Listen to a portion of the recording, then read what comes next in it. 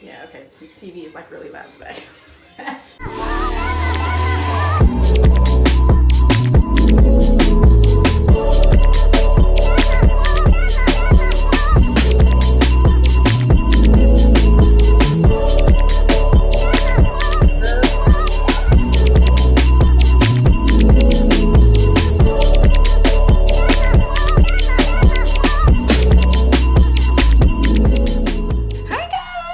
It's your girl Destiny Austin, and we are back with an episode of Destiny's Diary.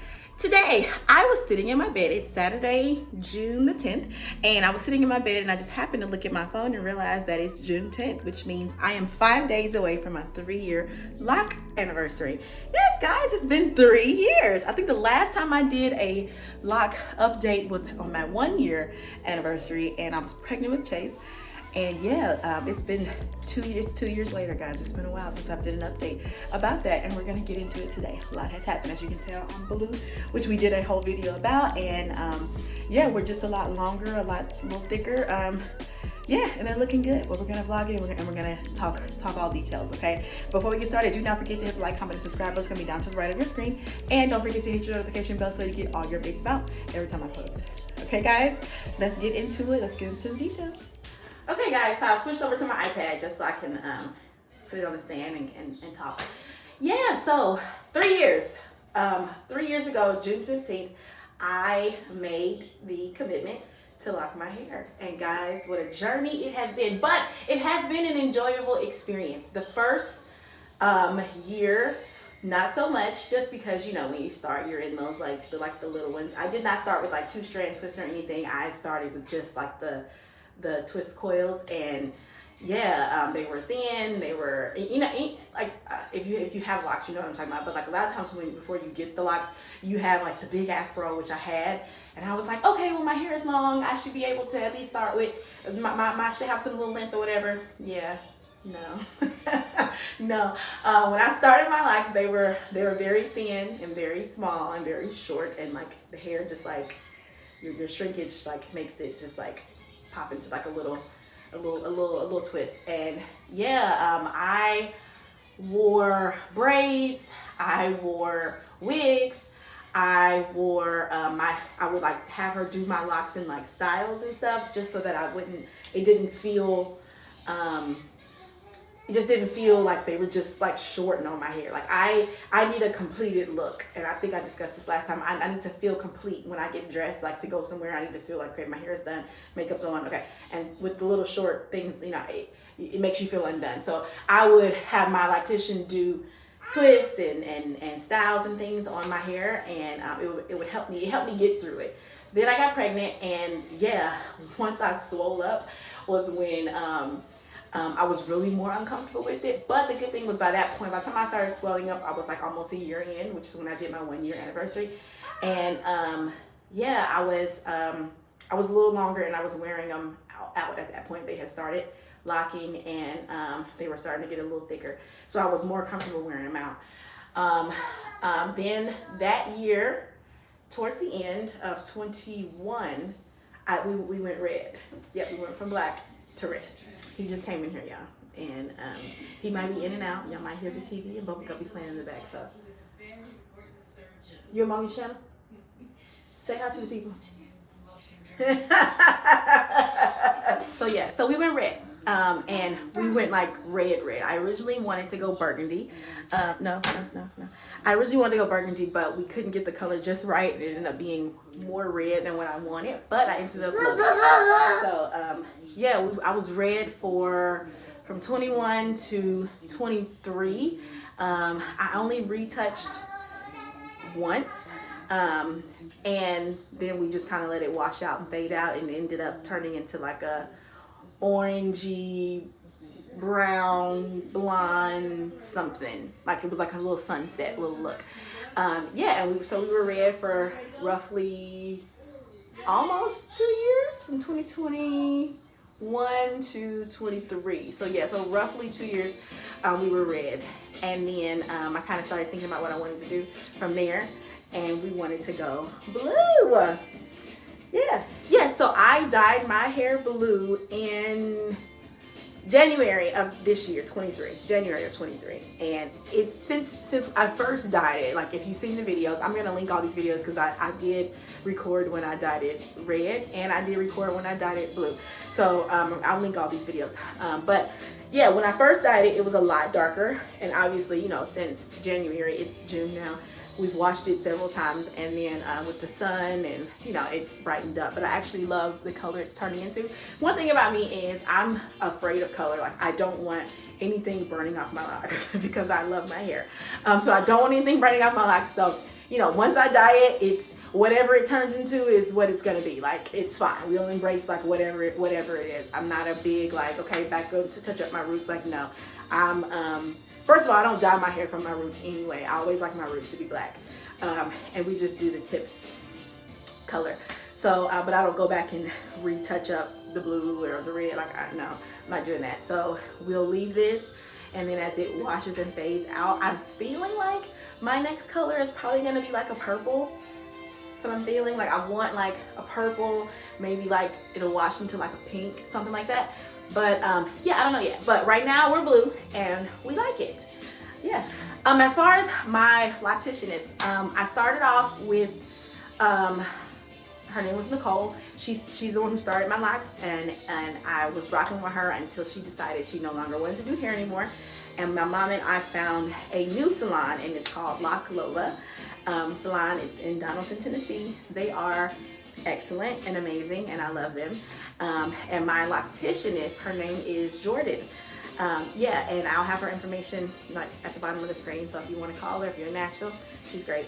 And she's always awesome in getting me right. But the one who they have specific protocols on like who does color and all that. So the one who did my color, her name was Marie at the salon. So yes, and I'll have her information below too. So they all do different things. But who does my retwists and my styles is Jordan. And yeah, I love my locticianist. She's super professional. What I love about Locs is that they focus on hair care. A lot of times you have people, locticianists, and they're just out here retwisting you and not catering to your hair and making sure that it's moisturized, making sure that it's cared for, making sure that it's healthy, you know, and not breaking. And I appreciate my hair love from my locticianist. So Locs A1, we love them.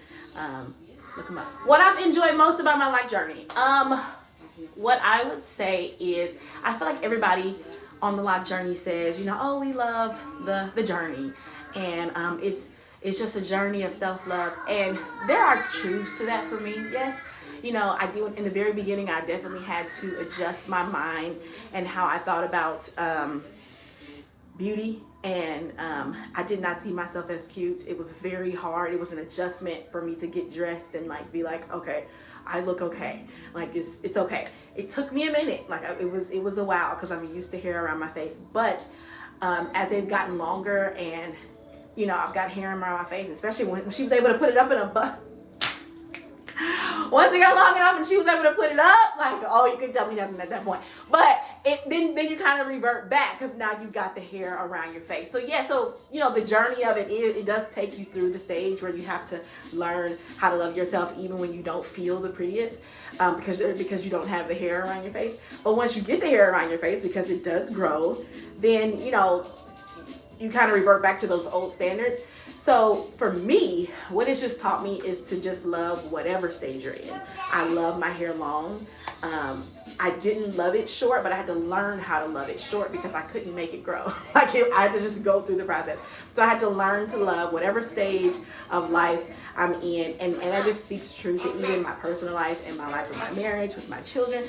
Just love where you are. Like, just embrace where you are and go through the journey. I say all the time to my mom, like, oh my God, I just can't wait for these kids to grow up. Like it's just a lot. Like, he's in here now talking and I'm filming and he doesn't care. Like, but hey, I know there are going to be times when he gets older and I'm going to miss him being a baby. So I'm going to embrace him in here, boo-booing while I'm trying to film. That's what I'm going to do, guys. Yeah, so what I haven't loved most about the journey, what I've learned as they continue to grow and I kind of do different styles, is that I don't have a lot of lots. So if I could go back and start over, I would probably have them do them a little smaller, just because I have thick, luscious locks, which I love, but I don't have a lot of them. So I'm gonna get ready to pull this down in a second, but like they're in the 2-strand twist right now. And some of the pictures that I see, the styles that I try to do when they're in the 2-strand twist, they don't look right, just because I don't have as many locks as I would need with 2 strands to make it work. I don't know if that makes sense, but sometimes like if I can only do certain things when they're in this 2-strand twist. Like I wish how my hair looks when they're not in 2 strands.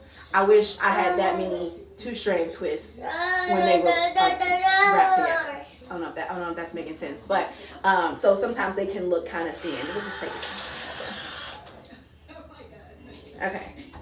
So I don't know if you can see what I'm talking about, but like here, you can see a lot of scalp. You know, you can see a lot of scalp, and that's which is why I'm not that like this is not a style for me. Like I probably wouldn't wear it like this down or something. I'll probably do something with the front or this guy right here. Chase, turn it off.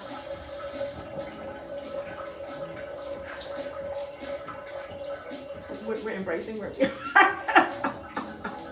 But yeah, I probably wouldn't wear it like this. It feels thin versus when they're not in the 2 strands.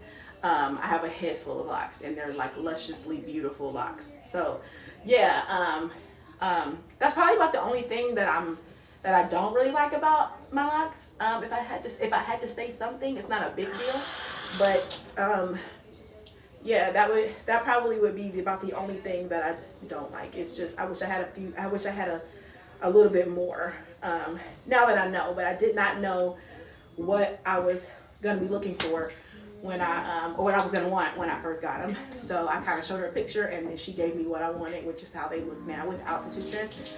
And yeah, so that's where we at. My go-to style is probably gonna be a bun, a messy bun.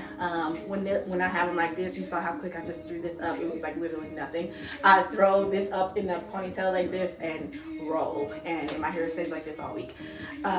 Sundays is usually gonna be the day if I do something cute or like a style or something. It'll usually be on Sunday, but it's probably always gonna be a bun, or it's just gonna be down. You know, I don't get really fancy with my hair for the most part. I just leave it and let it be. So I don't do like a lot of pinning and gelling and and twisting. I don't do all that. It's gonna be in a bun, or she gonna be down, and that's usually about the extent. I might do something like a little fancy, like in the front, like maybe like pull it over to the side and twist it, but the back is down. I might do like half up, half down. It's very basic stuff, very basic. If I do anything extra or like fancy, like Jordan's doing it from from my appointment, and I'll leave that up for a few weeks, and then we get sick of that, and then we take it down, and then they're just there, they just down. Yeah, I do sleep with a bonnet on every night, just because I like to protect my edges, and then a fresh retwist, you got to make that thing last, so sleeping with a bonnet on does help a retwist last. So just keep that in mind. It does. So if you have locks or you're new to the lock journey and you're wondering like, why is my retwist not lasting? Why are these edges popping? Like right after, sleep with the bonnet on or a scarf. Wrap your edges. I do work out and I take my walks and stuff every day, and I walk a lot of miles. So I usually use a visor around my edges.